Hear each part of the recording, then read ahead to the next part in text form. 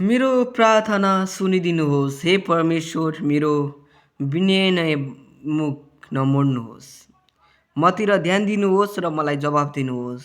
मेरो मनका विचारले म दुखी छु, म व्याकुल छु। मेरो शत्रुको आवाजदेखि, दुष्टका आँखाको तराईदेखि, किनभने तिनीहरूले ममाथि कष्ट ल्याउँछन् र क्रोधमा तिनीहरू भर्त्सना गर्छन्। मेरो हृदय म भित्र ज्यादै वेदनामा छ र मृत्युको त्रासले मलाई छोपेको छ।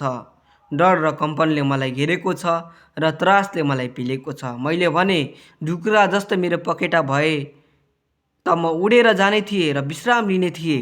उडेर म टाढा जाने थिएँ र मरुभूमिमा म बस्ने थिएँ। आँधी र तुफानबाट टाढा मेरो शरण स्थानतिर आतुरी गरेर जाने थिएँ। हे परमप्रभु, दुष्टहरूको योजनाहरू नष्ट गरिदिनुहोस्। तिनीहरूको भाषा खलबलाइदिनुहोस्, किनकि म सहरमा हिंसा र झगडा देख्दछु। दिनरात तिनीहरू त्यसका पर्खालमा चढेर शिकारको खोजमा वरिपरि घुम्छन्। अधर्म र उपद्रव त्यसभित्र छन्। विध्वंसकारी शक्तिहरू सहरभित्र प्रबल छन्। धम्की र झुटले त्यसको सडकहरू कहिल्यै छोडेर जाँदैनन्। यदि मेरो शत्रुले मलाई अपमान गर्ने भए त्यो म सहन सक्ने थिएँ। यदि मेरो शत्रु ममाथि आइलागेको भए त्योदेखि म लुक्न सक्ने थिएँ। तर त्यो त तिमी नै हौ, म जस्तै मानिस, मेरो सहचारी, मेरै हितको मित्र। तिनीसँग एकचोटि मेरो मधुर सङ्गति हुन्थ्यो। जसै हामी मानिसको समूहसित परमेश्वरको भवनमा हिँड्थ्यौँ। मृत्युले मेरो शत्रुहरूलाई अचानक लिनुहोस्। तिनीहरू जिउँदै चिहानमा जाउन्, किनकि दुष्टता तिनीहरूको बिचमा बास गर्दछ। तर म त परमेश्वरलाई पुकार्छु। परमप्रभुले मलाई बचाउनुहुन्छ। बिहान बेलुकी र दिउँसो म दुःखमा उहाँलाई पुकार्छु र मेरो स्वर उहाँले सुन्नुहुन्छ। म लडिरहेको युद्धमा उहाँले मलाई बिना चोट उद्धार गर्नुहुन्छ।